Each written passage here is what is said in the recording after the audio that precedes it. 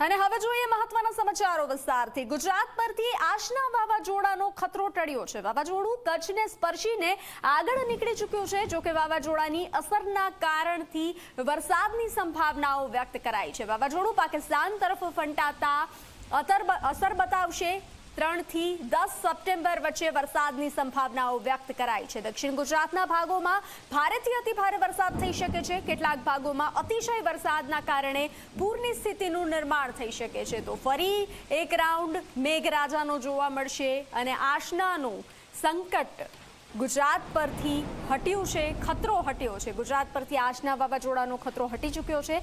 વાવાઝોડું કચ્છને સ્પર્શીને આગળ નીકળી ચૂક્યું છે। જોકે વાવાઝોડાની અસરના કારણે વરસાદની સંભાવનાઓ વ્યક્ત કરાઈ છે। વાવાઝોડું પાકિસ્તાન તરફ ફંટાતા પહેલા અસર બતાવશે।